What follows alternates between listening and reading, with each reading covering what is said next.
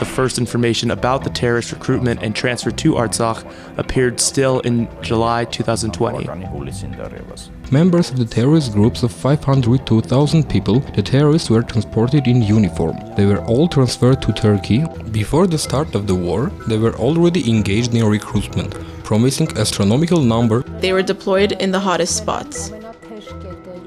They were used in the southern direction, that is, in the direction of Jabrail, Fizuli and Hadrut. There is also factual data, in particular photos and videos of bodies of the militants killed in Artsakh, which transported to Syria. It seems that the Turks were trying in every way to get rid of these corpses very soon, that is, of this topic in general. The Turkish F-16 fighters remained in the territory of Azerbaijan. The expulsion of Russian school and the victory of the Turkish school ensured the victory of Azerbaijan.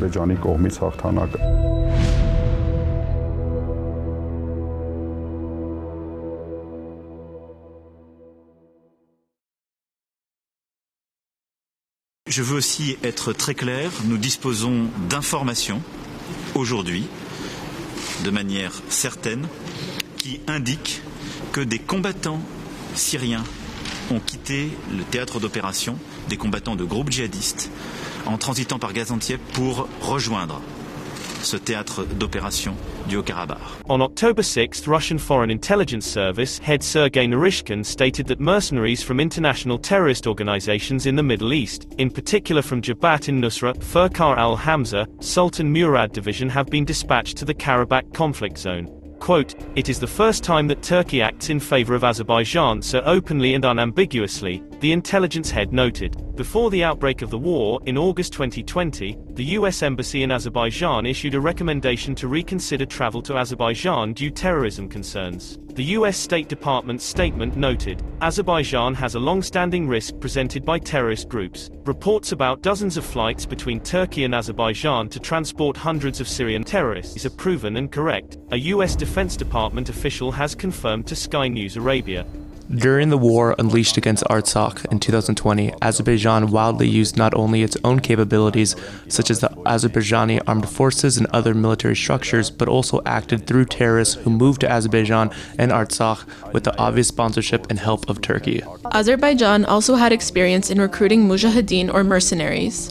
According to the available data, in 1993 to 94, 1,000 to 3,000 Arab Afghans and Afghan mujahideen actively participated in the Artsakh War. Mercenaries also participated in the 2020 Artsakh War, but this time mostly from Syria. Azerbaijani armed forces had previously planned and together with the Turkish armed forces transferred foreign terrorists to Azerbaijan. Mostly members of international terrorist groups who had moved to Azerbaijan before the aggressive war until September 27 and conducted combat training just on the spot with the participation of terrorists, which also proves that this was a pre-planned act.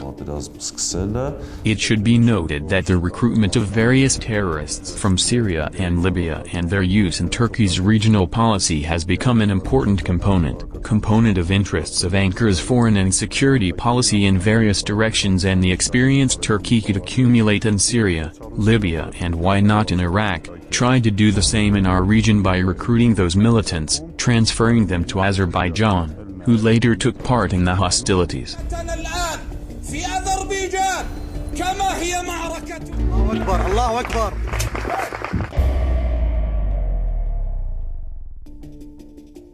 Based on the videos spread, we can say that they were provided with military uniforms of frontier forces, so that they could join the frontier forces. It seems that the Azerbaijani border guards fought against the Armenian forces. There are many videos that they were in the same uniform on the battlefield. The famous Washington Post newspaper reported in the article published on October 14th that the families of terrorists gathered around a refrigerator truck transporting the bodies at a Turkish-Syrian border post, waiting to get the bodies of 52 Syrian men killed and brought from Artsakh earlier that same month. Particularly, the cousin of killed Mahmoud Najjar noted that he and his family received updates on the fighting from the militants, who were with Najjar and had international phone lines. In particular, the cousin of the killed man says terrorists left for the south of Turkey. On their first day in Azerbaijan, they were given light uniforms with light green shades of camouflage. They promised a salary of $2,000 for the job.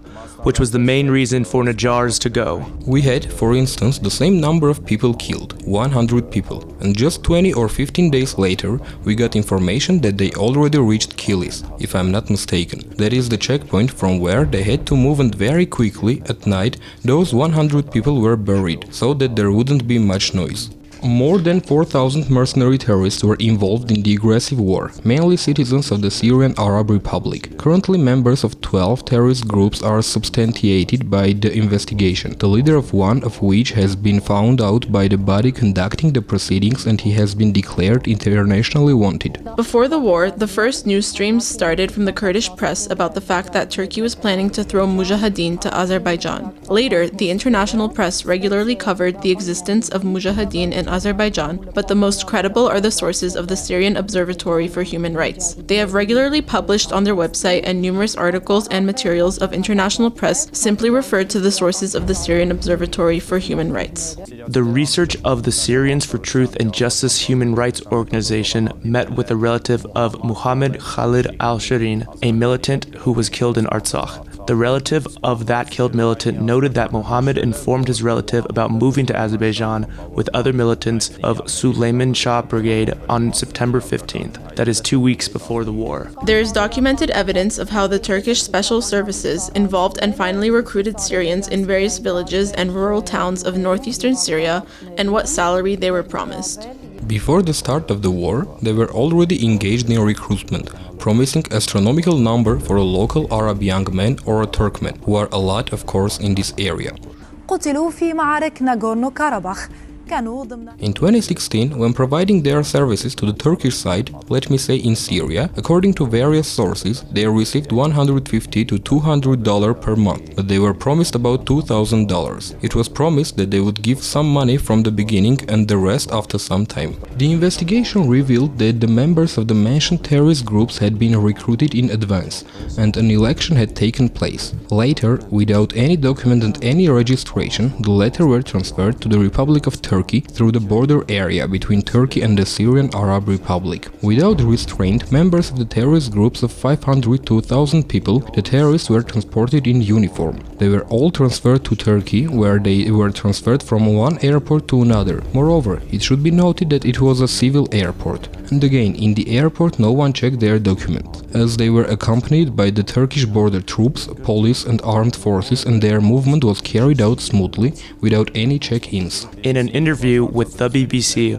one of the Syrian militants noted that terrorists who were involved in the war unleashed against Artsakh were recruited from the northern parts of Syria, which are under Turkish control, and both the Turkish military and the Free Syrian Army, backed by Turkey, participated in the involvement process. The latter also informed the BBC that they had been transferred to Azerbaijan by planes 4 days before the war and placed near the line of contact with Armenians. In addition, sources of the BBC Turkish service in the Syrian city of Garablus, the Syrian National Army also told the newspaper that 1,000 people volunteered to go to Artsakh. There is an important thing, that this is a potential resource for Turkish influence, military political influence, and for solving military political problems on these stages in the long run, a very important resource. Ankara is based on. Ankara's policy and strategy in Syria has long been built with the support of these very forces, through the logic of increasing its military political dominance and influence with their help. The same in Iraq and Lebanon, that is, these are not aimed at solving short-term problems to actual hostilities, but in the longer term, these are considered tools to increase its military political ambitions and opportunities for influence. First, it's very important that the first information about the terrorist recruitment and transfer to Artsakh appeared still in July 2020. It was impossible to carry out the process in a day or two, and here it is a very important factor that most of the terrorists involved in the war have moved to Azerbaijan before September 27th. That is, they were already in Azerbaijan before the war. There is factual evidence, videos, photos. There are flight recordings by open sources, particularly flights recorded via flight radar, which prove that the terrorists were transported before September 27th. And this actually leaves no question that the aggression against Artsakh was completely and deliberated, planned, and implemented by Azerbaijan and Turkey. After being transferred from one airport of the Turkish Republic to another, they were transferred to the Republic of Azerbaijan and already passed so-called harmonization, pre-training exercises in the places allotted to them in advance. The officers of the armed forces accompanied them both during the preparation and during the execution of military operations. On October 30 and on November 2 in 2020, two citizens of the Syrian Arab Republic who were part of the terrorist group were found and arrested. One of the terrorists, Maghreb Muhammad al-Shari, captured in Artsakh in late October, confessed that they were sent forward during the battle, and only after them on the second and third lines the Azerbaijani military were fighting. The captured terrorists confessed that before being sent to the front, they had undergone training conducted by Turkish instructors. Another captured Syrian, Yusuf Alabet al-Haji, who was a resident of the village of Zadeya Jazar al-Shugawar city in Idlib province, Syria, told during the investigation that his acquaintance Ibrahim from a neighboring village offered him to go to Azerbaijan for money. He said the military exercise was being held and they would be paid $2,000 for the attendance. On the same day, the other Syrians who agreed to go were transferred to Bab al-Salam checkpoint on the border between Turkey and Syria. The terrorists confessed that at the above-mentioned checkpoint on the Turkish-Syrian border, there were 500 other terrorists with them. The captured terrorists confessed that after moving to Azerbaijan, they were provided with necklaces with numbers. That is, they numerized the mercenaries who were to be engaged in the aggression unleashed against Artsakh. Later, they were sent to a camp, where according to him, there were a total of 500 terrorists, and they were divided into groups of 150 people. After carrying out the mentioned processes, they were sent to the front to be involved in the war against Artsakh. All of them appeared in hotspots. There's information that they were involved in the capture of Hadrut and were deployed in Jabrail, and it becomes clear that they were deployed in the hottest spots. They were used in the southern direction, that is in the direction of Jabrail, Fizuli and Hadrut, and they were also used to carry out attacks in the settlements near Sunik region. Allahu Akbar al-Ghanayim, Allahu Akbar wa bihamdo. Allahu Akbar Ghanayim Armenia, Allahu Akbar. The latter were ordered to enter peaceful settlements and to destroy the civilian population. It seems that the Turks were trying in every way to get rid of this corpse very soon, that is, of this topic in general. The bodies of some of them were transported to Syria by Azerbaijani authorities, and some of the victims simply remained in the territory of Azerbaijan. Besides the evidence provided by the relatives, there is also factual data, in particular photos and videos of bodies of the militants killed in Artsakh, which transported to Syria. All the details about at least some of the killed militants are known, including name, surname, place of birth, details of departures, and so on. Many experts believed that Sunni mercenaries, Wahhabi Salafi mercenaries, would avoid leaving for Azerbaijan and wouldn't be involved in the Artsakh war. But here it was very important that they were not going to take part in jihad in many cases, but simply to earn money. The obsession to earn money prevailed here as in any case. That $2,500 was a big money for them. Moreover, they were promised that if being killed on the battlefield, their family members, according to various data, would be compensated with $10,000, and I think they also talked about Turkish citizenship, that is, passports would be issued to the families of those killed. I think the approach of earning money was more prevalent among the terrorists, but there were also militants and terrorists who appeared here on ideological grounds. There were so. The Turkish-sponsored resources also include militants of clearly pan-Turkic orientation, many of whom had sympathy for the Grey Wolves, which is confirmed in the photos they took in Nagorno-Karabakh and the surrounding areas. Suriye harekatları nasıl bizimse Libya ve Karabağ zaferleri de bizimdir. In the recent interviews, Turkish President's spokesman Ibrahim Kalin noted such a thing in his interview that the victory of Azerbaijan was ensured through the active support and involvement of the Turkish armed forces, intelligence and other departments. Üçüncü önemli müdahalemize yakın tarihimizde söylüyorum, Karabağ zaferi olmuştur. Bu da gene Türk Silahlı Kuvvetleri'nin dışişlerimizle, istihbaratımızla son derece iyi koordinasyonu sayesinde, Cumhurbaşkanımızın liderliğiyle, dirayetli liderliği sayesinde burada hamdolsun böyle çok büyük bir başarı elde edildi. This is a statement about Turkey's participation in hostilities. Such a statement was also made by Turkish Defense Minister, and the most obvious manifestation at a symbolic level was the presence of Turkish President Erdogan at a military parade in Baku after the war as a president of the country, which ensured the so-called victorious outcome. Since July 29, 2020, the armed forces of the Republic of Azerbaijan and the Republic of Turkey prepared a joint military exercise. During the preliminary investigation, sufficient factual data was obtained by the body conducting the investigation that the servicemen of Azerbaijani and Turkish armed forces, especially the high-ranking Turkish officers, remained in the same military units, where they conducted military exercises and continued military training with the participation of Azerbaijani servicemen. Joint multi-level, multi-profile military exercises were one of the important components of Turkish-Azerbaijani cooperation and military cooperation, which intensified after the Strategic Cooperation and Mutual Assistance Agreement signed in 2010. Only in 2019, 13 joint Turkish-Azerbaijani military exercises were held. This is a rather high rate. During the period immediately prior to the war, in July to August, we know that large-scale military exercises were held, including the air forces, which was of offensive and firing nature.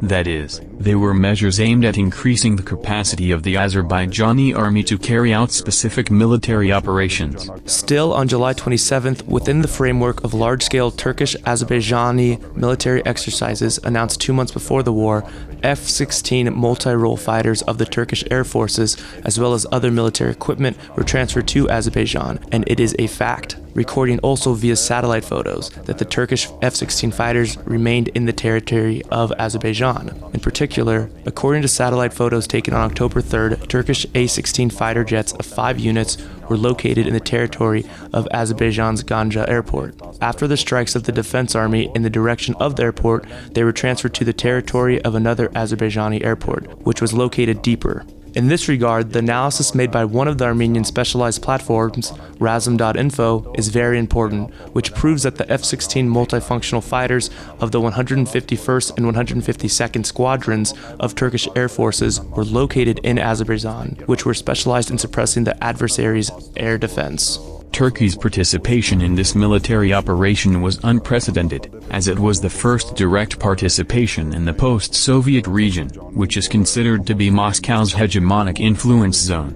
With the participation of Turkey, current authorities of Turkey and Erdogan himself try to show and to drum the victory of the military construction of the Turkish army, of the political construction and the construction of the so-called Turkish model. When Turkish military hardware, armament, already made in Turkey, this is very important, becomes a matter of pride for the Turkish nation, which, as a symbol of military technological development, fits in the context of Turkey, rather Erdogan's efforts to build a new Turkey, which is a new Turkey, that may, by its military self-sufficiency, its national Turkish armament, disobey the rules of the game, which operates in the international system, and to go to self-confident, independent solutions in the actions arising from his ambitions and interests. This discourse is very active and intensive in official speech. The next one, which I would greatly emphasize in terms of the regional military political configuration and further processes,